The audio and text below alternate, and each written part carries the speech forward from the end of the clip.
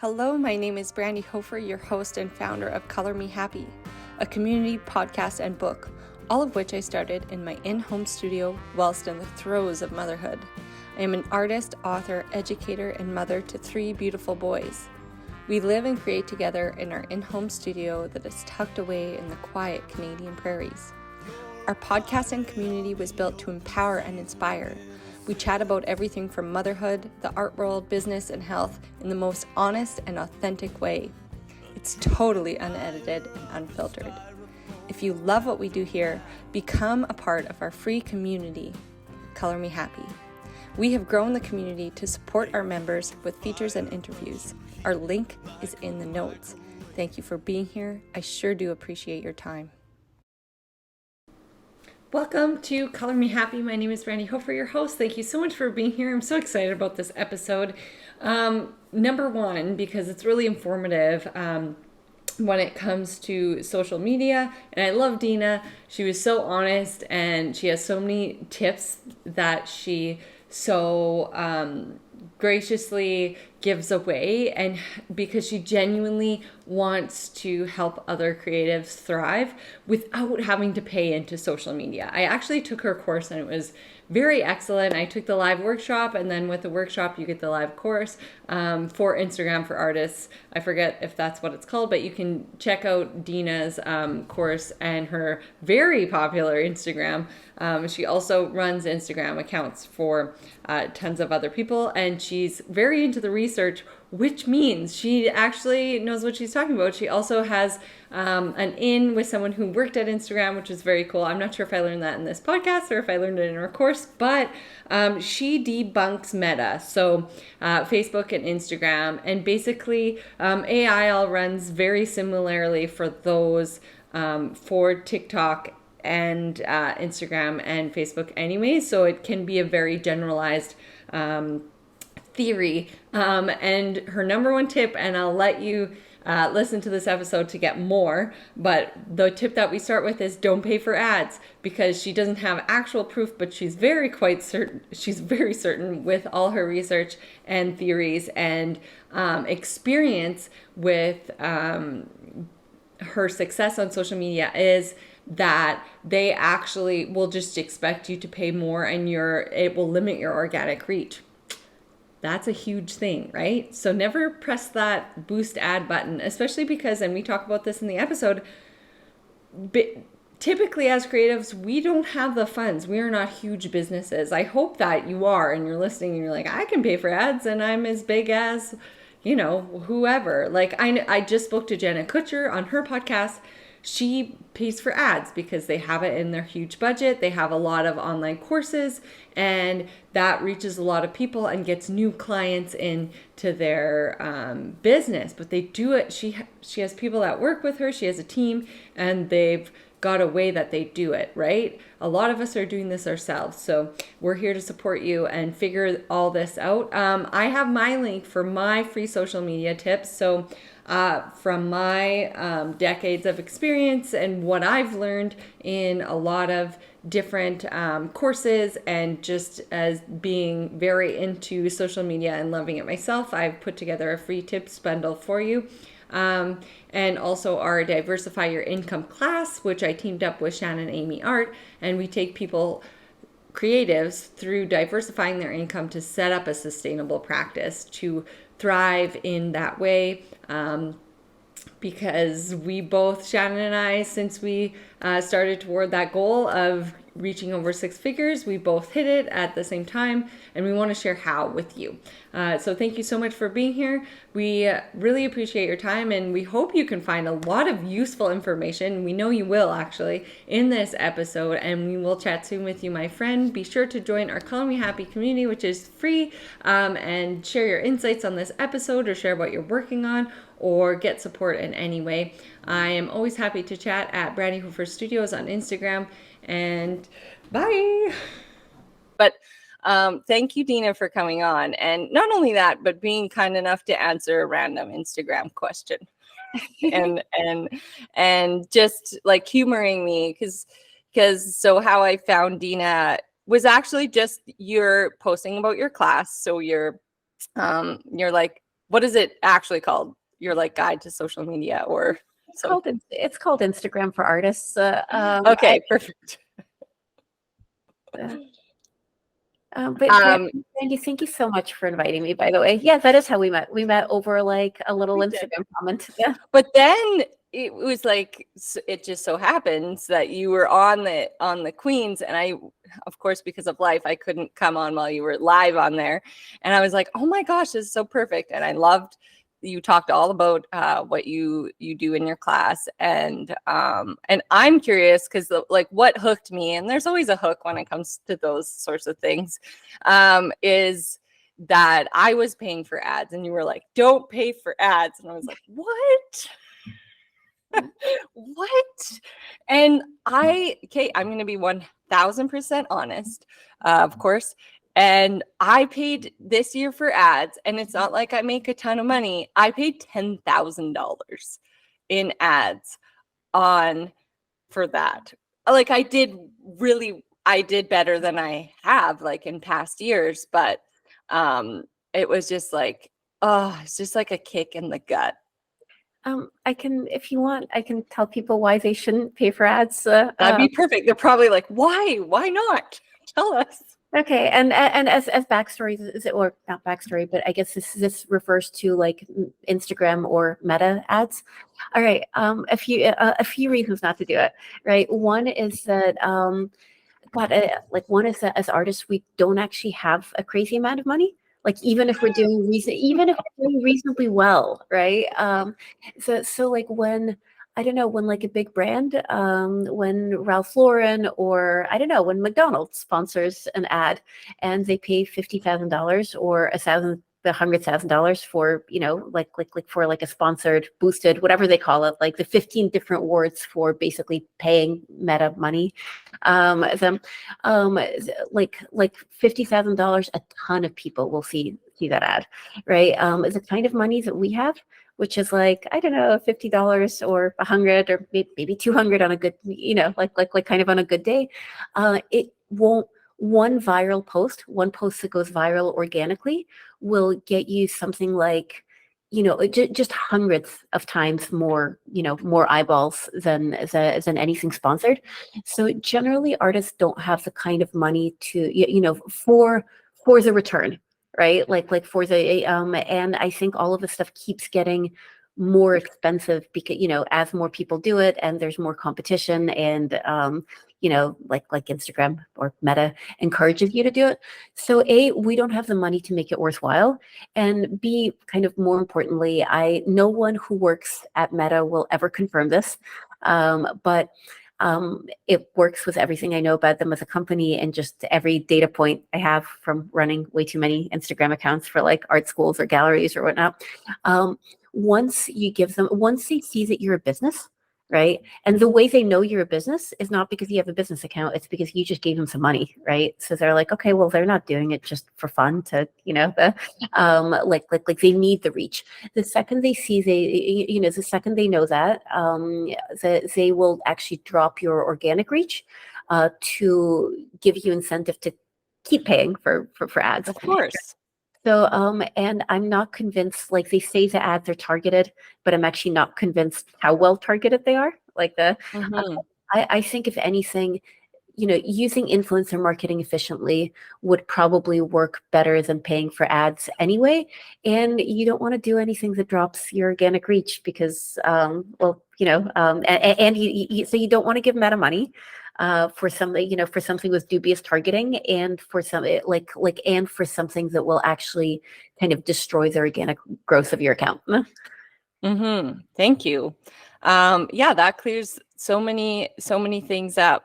So your advice was to switch back from a business profile to a personal profile? You know, I have no, okay, so I probably no proof. Again, no proof. I have no proof of experience. So I have, you know, like most of, you know, most of this Instagram voodoo stuff that I talk about, like you know, like I have some amount of proof and I know that these things work, or like I can confirm some amount of stuff.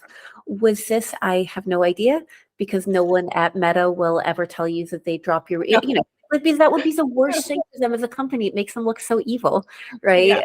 If you do this, like, we will encourage you to put a, to get ads, but if you do it, you will never grow organically, right? So they will never confirm it. And so as a result, all of this is like in the realm of theory. But my assumption is that once you have a personal account, they don't expect money from you because you can't give them money anymore. Like, you can't boost a post, and then your account might reset. Hopefully. Yeah. And to never go back to business or stay in personal. So if you like if it like so I don't think anyone should go to a business account specifically, right? Because they amongst other things, they'll limit the kind of music that you can use. They make things more of a pain in the butt. If you're the kind of person who likes looking at little charts and graphs and analytics, which, like, I am, like, I run 10 accounts. I switch them all so that I can look at lots of little charts and graphs because it makes me feel like I'm more in control of my life. I love it. Get a creator account, because it'll give you analytics, but it won't limit your it won't limit like your music choices. And if you're not the kind of So a creator account is safe. I mean, yes, unless Okay. you start paying for ads, because you can pay for ads via the creator account too. So Right. there's nothing wrong with a business account unless you start, like, in theory, one of the advantages of a business account is to be able to take ads, or Or to put buy. your products on and stuff like that. Okay, I have two tidbits in between your very useful information. I don't want to let discount anyone getting that information, but I have one is, yes, big companies have so much money to burn and we don't. That's a really big point. And an example is Walmart came to my house to do a commercial, to shoot a commercial. So they had this theme, and so they shoot 6 different homes across Canada. So they fly their team, and it was COVID. So it was only 11-person team, which most of them stood outside the window in the winter because they couldn't come into my house. And they ended up hiring a bunch of my local friends, which was very amazing. So good. Thank you, Walmart Canada. Very nice. However, so they shoot these 5 different things, and they're they love the creativity, and it was for picking up groceries, like a Walmart. It's not click and collect. I should know because I had to say it so many times. That's why I'm Walmart. But so they pay for their whole team to fly around and shoot, and then they don't even use 4 of those commercials, and they pay the families and they pay the people, and they pay they must have spent at least $300,000 or more, and they pay the people, the media company. So they have so much, plus the advertising space they buy for that ad. They have so much money to burn. So yeah, we're little. We need these tips. We need to work together to help one another so we can thrive together. Secondly, I did switch once you told me to, I was like, oh fuck, when I saw it I was like, really? And so I did a little experiment, and I work with a woman who does my ads, and she loves analytics. So she noticed right away. She's like, where are the analytics? And I was like, I'm just trying something. Let's try it for 30 days, see what happens. If she's wrong, she's wrong. If she's right, she's right. I saw more. I didn't have anything go viral. There was nothing there, but I saw more organic interaction, and I did see conversions, not like a boatload, but I've never seen a ton of insane conversions. But I have sold more original art. I have had those beautiful messages from people. It's real people. And that's what we want. We want real people. We don't want numbers and fake people all the time.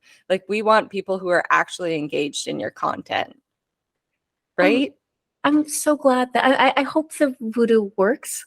It also, I hope so too. I also fucked up my account pretty hard with so all the things that you said not to do.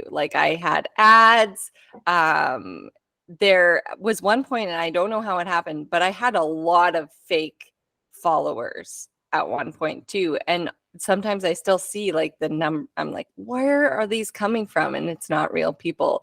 So something's going on. And I'm like, should I start from scratch? I'm not sure. No, you shouldn't start from scratch. You also can't, every few years, Instagram will crack down on bots and hopefully delete them. But you can't control, like you have a pretty big account, like I have a big account, like that you can't control, like you can't screen for like everyone who's not a real person. You No. just hope that some of them are. And like like you hope enough of them are that it's not going to like skew the algorithm. And forgive me by the way for talking about Instagram so much. Like I actually like it's kind of ironic because I became at some point I became like the social media witch or wizard or like probably a witch. There's really no other female. What's a female wizard? There's no female wizard. A wizardess. Like I kind of like became the witch of Instagram. I hate social media. I hate social media. I don't like the internet. I don't like being in the same room as my phone if I could possibly avoid it. I agree. I'm a do not disturber. Like I put it on DND all day because we're parents and people and we need to live our lives. And we want to be, everything that makes us happy happens in the real world, right? The metaverse, and I don't mean like, Mark Zuckerberg's metaverse that no one wants, except like I mean, seriously, like, except maybe like Silicon Valley douchebags. No one wants that metaverse. But I'm convinced that every time we pick up our phone or even turn on a computer, like every time we turn on a screen, we step into the metaverse, and we need it. Like we need to be able to maneuver it for information. We need to be able to maneuver it to make money because it's kind of it can be a total game changer that way. It is a very useful tool for creatives. I'm very grateful for it. It's an incredible tool, but and I think we need to have sort of facility walking around in that world. Like we need to know where to reach, like for money, for connections, for like but that being said, every single thing that has ever made us happy, I think like truly happy and truly like connected and aware of the world around us, like none of that happens on the internet. Like it all happens where we are. And I think the kind of disruption that like even looking at your phone for a second, like causes to you being in the real world is like we underestimate it. And I don't even want to know what it's doing to our kids' brains. I try like I actually consciously like I never pick up the phone around them. Like I know if I'm on it in the morning and like in my bed, like you wake up and you're like, I'm gonna look at my calendar and my email, make sure I don't forget anything for the day. And if they like catch me, I like throw it as fast as I can. I'm like, I am not just sitting here. Oh, and I'm like, come snuggle. Yeah, my 4-year-old is like, if he sees me looking at it, he's like, "Mama, this is a no screen household," And That's nice. I'm just as addicted to it as everyone else, by the way. I just, they just don't know about it. Yeah. I think having designated times is like a safe way. It's challenging when you run a business, but like if my husband, like we have a building supply store, so like if there's like a customer needing something, like he has to have his phone. But if you're not in the situation where you just let your favorites come through, like the emergency contacts, and like I don't have my Instagram notifications on because I am super addicted to it because I love chatting and connecting. And that's my favorite part because I would never be talking to you if it hadn't been for. And so I just leave it for like my work time. Yeah, Like no, I turned in off a slotted time. I turned off notifications for everything, but even, like in the studio, because, part of the like I do document my, like I document my work and eventually I turn it on. Like even having the phone there to make videos once an hour, it's like every time you pick it up, like I feel it. It's, like it's trying to distract you. It's trying to be like, oh, what's the weather going to be like on Thursday? And did your kid's school send anything? And, do I need to sign something? Never mind social media, and never mind like, and I'm a dork. Like I admit to reverse engineering social media algorithms for fun. So, which, oh God, can we edit that out? No, absolutely not. I love it. I like that you enjoy things like that. I don't know how I became a person that enjoys things like that, but like, but if I could, you know, I don't know anymore. Like even a year ago, I would say if I could trade in my understanding of social media algorithms and whatnot for, so, and like however much hustling I ended up doing on my own, just when like I ended up like a single parent and there was two at that point very small children. Now they're just somewhat small children, right? And I was like, if I could trade it all in for like a gallery that just takes care of me, or maybe like a wealthy patron, so I could just paint all day, right? Then I totally would. And I was thinking about it recently, and I'm not sure anymore because the amount of independence that all of that stuff has given me, and not having to wait for a gallery to, or rely on a gallery to sell my work or to get me press or, whatever it is. Like, at least I know that I'm in control. And I know the galleries don't, they're struggling just as much as artists are, like if not more. And There's also, so much freedom in it. There really is. And to just play like devil's advocate, Dimitra Milan, done. She got married. She was like this. Have you heard of her? They have the Milan Institute. yeah, Yeah. right. I've heard of the Milan Institute. Yeah, so it's their daughter. So there's this, she's on our podcast, but it's a big long story, and she'll come on she just had a baby, but she might come on your podcast too and tell you about her story. She was a child prodigy. So her parents were like both like struggling artists, and then their daughter comes in when she's like 6 and like does this painting, and then all their galleries were like, we want more like that. And they're like, well, our 6-year-old did that, we can't. And they're like, and I had the founder, Ellie Milan, to retell that story, and she's like, we tried to mimic it and we didn't. And so she was like this child painting prodigy at 14, represented by like 12 galleries or something, doing one big oil painting a week and like churning out. And then finally she was like so burnt out. And then she went independent, and so and went really big on Instagram as well. And then their Milan Institute like grew because of that whole thing. And then her partner does videography, and they're a very good, well-oiled machine. And obviously I'm just taking the Coles notes of their very long story, so hopefully I did it justice. But I think there are just, and I always quote Mark Manson when he said, everything sucks some of the time. So you have to choose what that's going to be. And you value your independence and your freedom. And so do I. I don't think I could, like, I'm represented by 3 different galleries. But I don't have like a contract being like every painting I sell goes through them, right? I think I feel you so much when you say like, I want creative control, and it is another form of creativity, right? So I want creative control. I have a gallery I work with in New York, and she's, the director is wonderful, and I like totally trust her. But yeah, there's no exclusivity thing. Like we just trust each other to like do well by each other, and I think we do.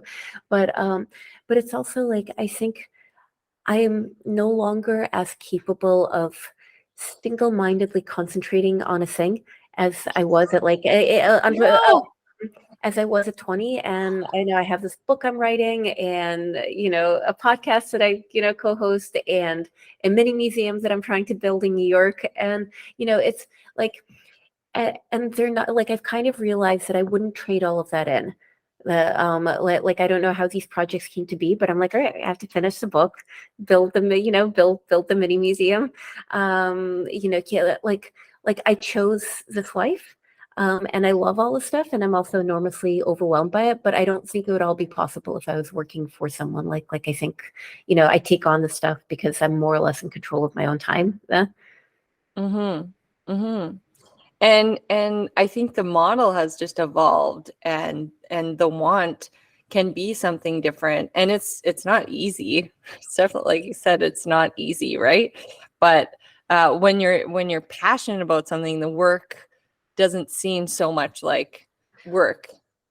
I love all of it so much. Like I love all of it. My one thing is that if there's not enough hours in the day, right? Like I want to spend time with my kids and who I'm also enormously overwhelmed by the way. Like it's like I'm overwhelmed by my children. They kick my butt every day. I'm marginally less overwhelmed by work. But it's I don't say like I guess I no longer feel like I ended up drifting into this life. And I wouldn't trade it in for security or having someone take care of me. It's just, I think this is just what life is, and I love all of it. And I wish I could do this for like the next 20 years, like this exact thing, like parent small children. And I get that they're gonna grow and be less small and needy and, charming, right? Super gross, 2 boys. Yeah, I'm so afraid that Yeah, I'm like, we definitely need to get somewhere with a bigger basement so I don't have to see or but be around them or oh witness the whatever they're gonna do. my God, every Saturday I host like my older boys, like little friends for, like I make crepes and, a bunch of the little boys come over. And so instead of having like two small boys in the house, it's like, I don't know, maybe like between 4 and maybe 7 small boys, and they're boys. They refuse to hang out with girls, right? So it's just like, me and some of the parents stay, some just drop off, but like, it's like a little sausage party. And oh my God, they're aggressive. They're constantly like making fart jokes, and Yeah. and right now they are like they're 7. They're still small and cute. They're gonna get bigger, like Yeah, and do that same sort of yes. thing, and you're like, no thanks. You weaponize everything, like like we don't do screens, we don't do violent movies. My little one will pick up a piece of broccoli and be like, pow, pow, pow, I know my son like poses for pictures, and I don't let them play gun games either. He's like, yeah, put your guns down. Literally a piece of broccoli. Like never mind, and even kind of resembles a gun. Yeah, like it's so, and I mean, there's variations. I'm not saying this is like a general, like, in our experience with, there's 56 kids in our horseshoe crescent, and there is only 8 girls. Oh my God. So, and we were all locked down here for a long time. And so it was just like, they were like, by the end of that 6 months in the summer sun, they were like crossfitting. Because I'm like, what do you do with all this energy? Because it's an insane amount of energy, and you're like, we're going outside, and I like hosted track and field most of the time. I was like, let's just long jump over this broomstick. Like I was just making things up because I had a small newborn baby, a third. And most of the parents had to like work off their computers in their houses, and they're not used to living this life, right? But I'm like, I've been doing this for almost a decade already. I know how to make stuff up on the fly for these kids. So my one baby's sleeping, and then I'm like entertaining all these, and we're just trying our best to get through it. But it's funny. They do have this insane amount of energy. There's a comedian who just made a joke about it. He has one girl, and he's like, my friend traded me his boy for my girl. It was like I should have got 8 trades for his one trade. It's like a bobcat. I found him under the deck chewing on the wires. It's like, this is the best. But it's like I wouldn't trade it either. It's like I like that they make me get up out of my world and like be in the present moment. It's both like I mean, my kids, they're the best thing that ever happened to me, but they're also like the worst thing that ever happened to the pre-child version of me, right? Like I used to be a lot of fun, and I had all these adventures, and I could think outside the box, and like I definitely. You're too tired. Oh yeah, think outside the box, like think straight, like think from A to B. I can't even do anything. But like, and I kind of realized that a lot of the things that I was good at before having children, that it took me all of my, I don't know, late teens, 20s to become good at completely didn't apply as like a person with children. Like none of the stuff that I trained myself to become good at, including painting really, but also like I was really good at hitchhiking in my 20s. Like that is not a skill I will ever need again. I was really good at like long distance bike rides and sleeping outside. Also stuff that, skills that or lightweight packing for a solo trip. Hey, that's something you can do with them, hopefully, if they like you in their 20s. That's something you can show them. If they like me, my parents, pretty cool. I've got amazing parents, but like up until from the time they took one trip with me and my sister when we were teenagers, like I was 16, she was 13. And after that, they were like, we're not taking you anywhere anymore. And the next trip we took as a family, I was like 24. Because they were just so like we were such assholes. Yeah, like total assholes, selfish, like not respectful or grateful in any way, shape, or form. I totally remember my dad drove us out to the West Coast and he bought a van for this trip. Like, this is my dad, like bought an old van that broke down halfway on the trip. But my brother was 16 and I was 12 and my sister was 10. And it was like probably my brother's worst nightmare ever. But my dad's like, we stopped at every skateboard park and like every West Beach store and everything for him. Like we traveled across BC and we stopped at like, and he was just still like the most unhappy individual in the whole wide world. And it's true. It's about 24 where you're like not such an asshole anymore. Yeah, and like like those trips that we took with my parents like in our 20s were a ton of fun, until everyone had kids and now no one wants to go, and now I think I think I think all of like my family, which is very tight knit, and I mean they're great, right? But all anyone wants right now is just a moment of quiet, like that. And that includes my parents who help me a lot, and they help my sister a lot, and like I think all any of us want is just to be like in a dark room, dark isolated room for 10 minutes. I know.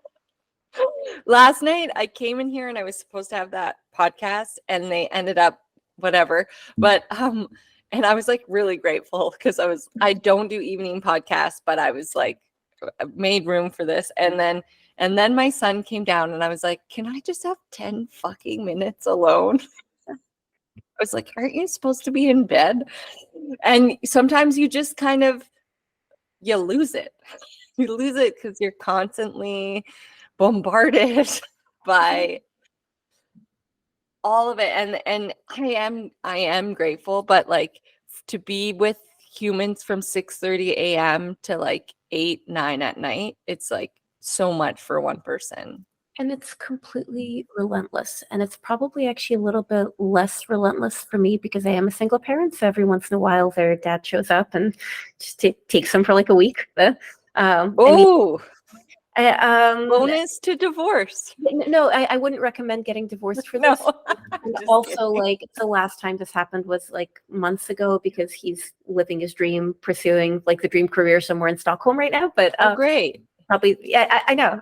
Isn't it great that someone can just go live their dream in Stockholm for months? But in any case, sometimes that does happen. For a while, it happened more frequently, and I think it will probably, like realistically, he's not a bad guy, and I think he'll kind of start doing that again. But I used to have 1 week out of every 6 just off children. And it was amazing because like that relentless, like you are with the people you love, but it's constant caretaking. And the number of times, like you have 3 of them, I only have 2, but the number of times I hear, Mama, could you do this for me? Even could you get me a glass of water? And the water's like right in front of them. Or could you pick up? Oh my gosh, I got them like an electric water pump because I was like on like a thing on the one of those. I was like, if someone asked me for water one more time, and then their dad hit it because they were spilling water, and I was like, that was my saving grace. No, but it's anything. It's like dropping a marker cap on the floor. Mama, could you do this? And I'm like, you got 2 hands. Am I seeing a no-handed child or that? Yeah. But I think it happens about 80 times before 8 in the morning. Like when I drop them. For sure. Yeah. For sure. Nice that you have support I have too. my parents are amazing, and just in general, like, and living like 5 minutes away from them is also amazing. And Yeah, being a basically single parent can't be easy. Um, there's some things about it that, like definitely like, like right now after months of actual single parenting, I'm like, man, what choices did I make in life to like land me here? But it is less relentless, and you do occasionally get like a full break. And after a day or two of not having them around, your brain kind of goes back to what it was without children. And I'm like, oh, my head is clear. Like I want to have an adventure. I want to finish a painting. I'm not so tired, exhausted all the time. And then you start to also really miss them because I yeah. think that's important. Thank you for sharing that. It is really important that we reset, especially for like, well, for anyone, but for creatives, like you need time where your brain needs to like reevaluate. And that's when like you have those magic moments of wanting to paint, or instead of like constantly being in like fight or flight. I feel like I've been in fight or flight for a decade for sure. Um, whereas like the moments, like the few new ideas that I've had over the last few years, either sort of like art ideas, like, what's the next body of work going to be, or like business type, or just like, or kind of like, what do I want to talk into existence, right? Unfortunately, they've all happened. They've all happened when the kids rose their dad. Like I think when they're with me, I don't have new ideas. I can still execute, and I'm like a good executor, like, or execute tricks like that. Like I don't get tired of doing the same thing over again. I don't get easily frustrated. I'm good at failing. But in order to have something to execute, you need a new idea sometimes. And right now I have this fear that like I don't have new ideas when I'm in a routine, and kids need routine for like 18 years. So Oh my gosh, routine is like the biggest thing you have to do. Like it's just like, and I talk about it, and I also wrote a book, so I'd love to hear what your book is about. Because I painted so much, I did 130 originals in 1 year, most of them custom, and I was really burnt out. And my art consultant, she's like, why don't you try this? The world's kind of shifting right now. Why don't you try doing like a bunch of like just like push custom work?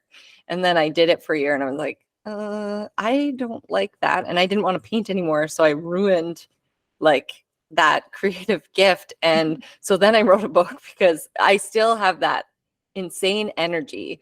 And I had to go somewhere. So I was like, why not teach myself to? And I'm really grateful because I became a stronger writer. And we talk about it all the time. Like writing well can get you opportunities, and make connection, and like it like for grants and funding, and like writing is such a valuable skill. And I had a bunch of kids, so I only did it like for 15 minutes to half an hour a day, and it somehow turned into it's not somehow, it was lots of work. But where did we start that conversation? I don't know why I began my story, but it's so funny how things, and that happened when I was in a massage. Like my mind was resting, and these ideas. But now I find myself I like have so many, get inspired and have so many ideas. Like I saw that someone made walls out of compressed straw, and I was like, we are surrounded by straw here in the Canadian prairies. Why is not someone opening a business with compressed straw walls and selling? I'm like, so you'd need a factory and a truck and the compressing machine. And I'm like, why are you thinking about creating straw walls? Like, because you're I'm like, because you're creative. Like someone should definitely start this business. I have so many ideas. It's like the time and execution that like the realistic part of executing something. But I'd love to hear about your book. I'm writing a book, or I'm co-writing a book, and I feel like dumping a huge amount of the work on my co-author, who I don't know what he signed up for, but like I don't think he signed up for quite that much of a work split. But it's called Thinking with Paper, and it's just like, so what I actually get excited about, I don't get that excited about social media algorithms. It's just a necessary thing that I feel like every artist needs to know in order to make the financial part, like the business part of your life easier. But what I actually get excited about is artist sketchbooks.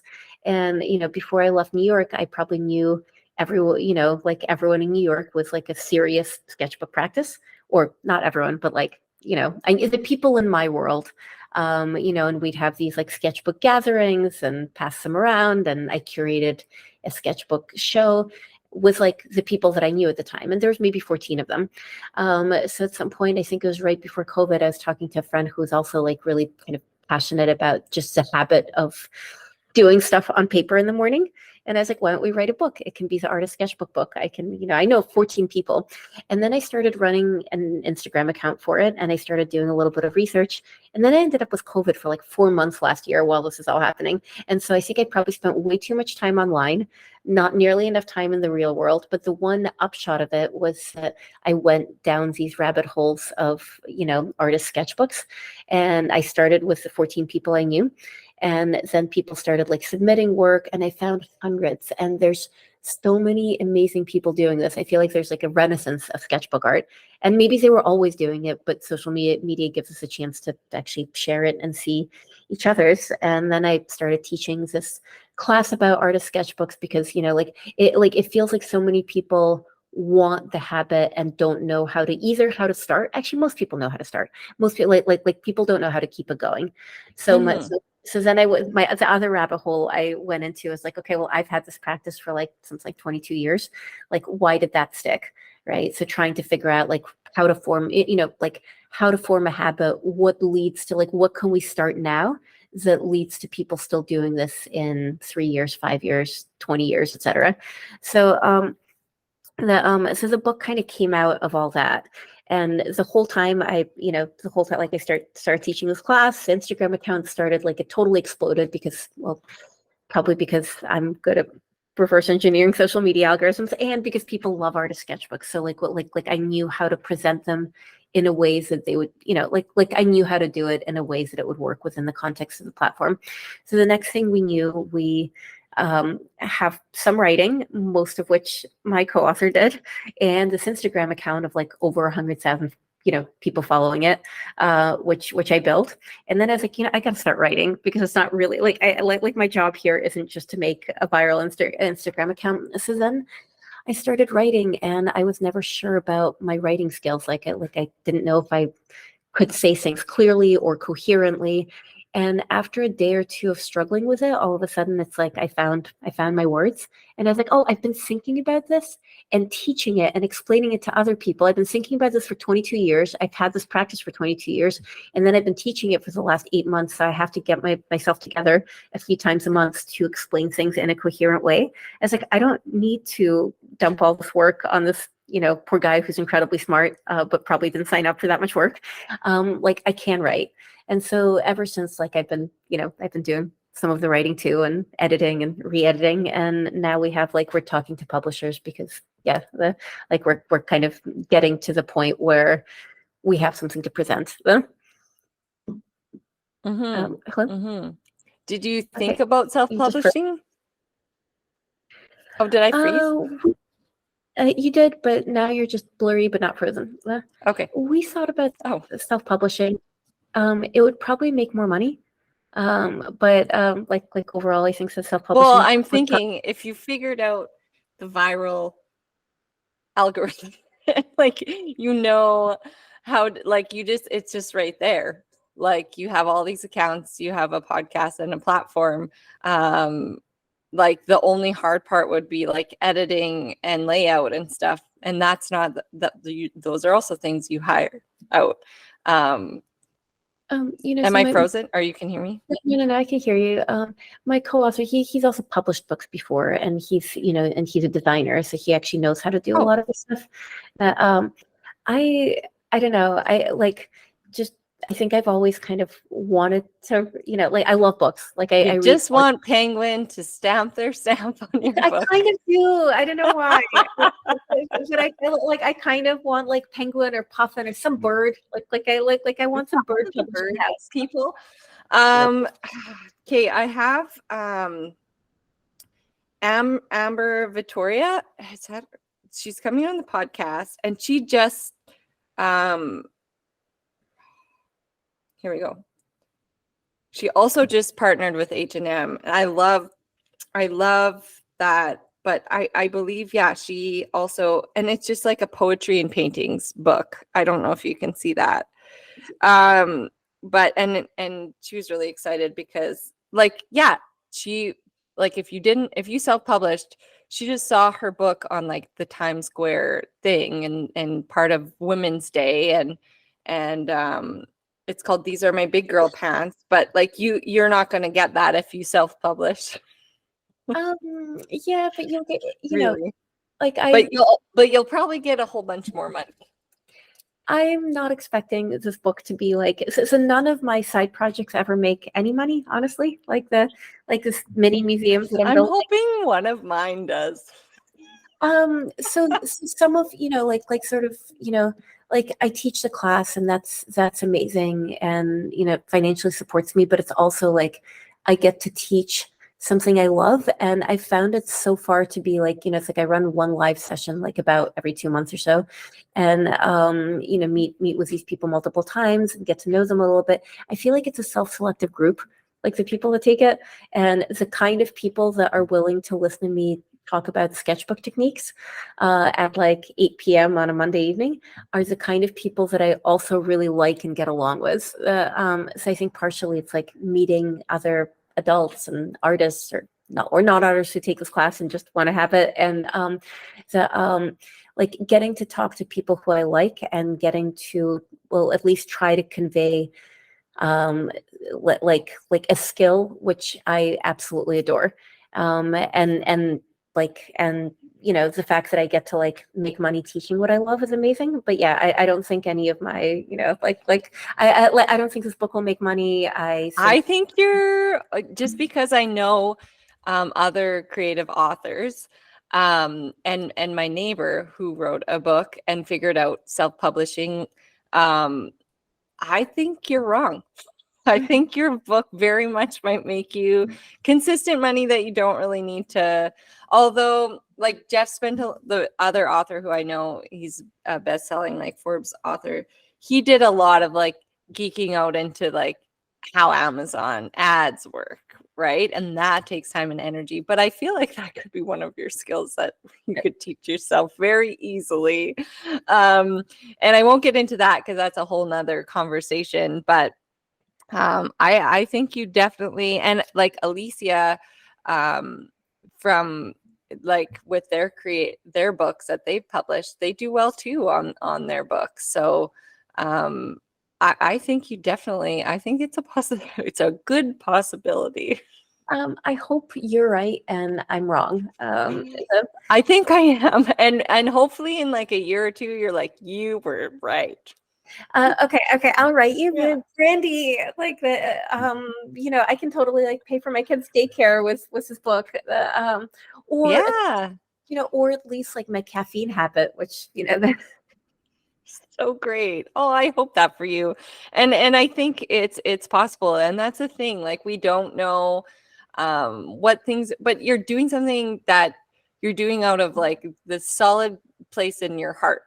And you're doing it for the right reasons. And like it really doesn't matter because it's just something you get to do and you enjoy doing. And I think there are people out there who really connect to that authenticity. And sometimes, yeah, things don't go as planned or they go differently, but it was always for a reason. So my life, like overall, like I'm definitely not on plan A, right? Like I think plan A was to, I don't know, get married and kind of be a housewife actually, and with a bit of like a housewife who paints. And the single parenting was definitely not plan A. Mm. My family generally doesn't, people in my family get married and stay married. I'm the only exception to that. But right, and the plan was to do all of these things in New York, which was the city that my career was actually in. So now I moved back to my hometown. I can like basically see the house that I grew up in if I stick my head out of the window of my current place, right? And it's the suburb that I complained about all of my teenage years, being like, I just want to live in New York and be an artist. Right. Yeah. And, and now I'm like, oh, child drop off is here and child pickup is there. And, and here's like Taekwondo for 4-year-olds or, whatever, and soccer practice and car seats and all that. Right. But that being said, I'm so much happier than I thought I could be 5 years ago, and even 10, 20, like I love life the way it is right now. And I don't know if this is planned like B, C, like, or some letter further down the alphabet. But right now, I consider myself enormously like lucky and grateful to be able to live this life. Mm-hmm. It does. Yeah. I think I was like 14. I was like, I'm never getting married and I'm going to be an independent woman. Yes. And then I'm like, how the fuck did I go to that to like 3 boys? Like, how did that? You just don't know. And I feel for you. I wanted to get the heck out. I never thought I'd live where I live. And my community, I would never get to be, I'm painting a 3,000 square foot mural this summer. I thought it was 2,600, but we recently found out it's 3,000 square feet. I'm like, oh, it's bigger. Super. That would never happen if I didn't live here. I did try the housewife thing. And then I'm like, well, I figured that out. Now I'm bored of it. So like, it was so hard. Like I have never, like, I had an easier time basically being a single parent to like a newborn and a 3-year-old.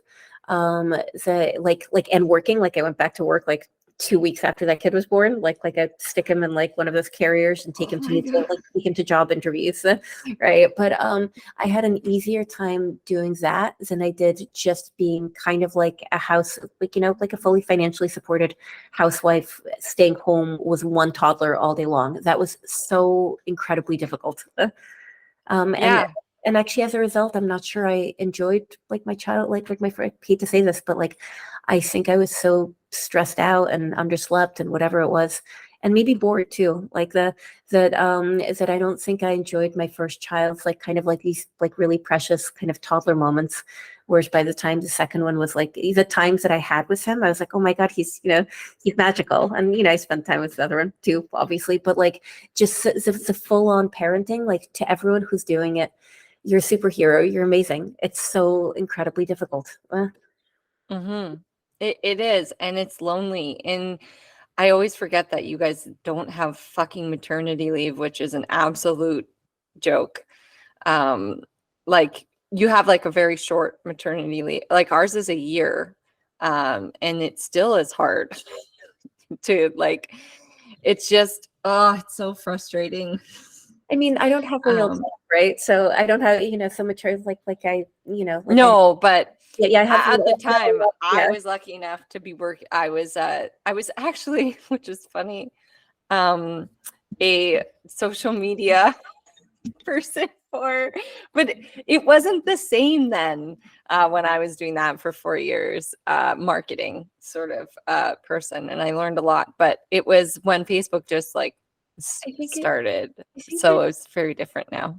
Back then it made more like it was like it in a way made more sense in an old-fashioned marketing way and was less algorithm driven, so people could actually figure it out. Like the new marketing is basically this is like when there was no paid ads. This is what I'm talking, where it was like free reign, free everything. It was so fun. I loved it. I'd post a painting and it would sell.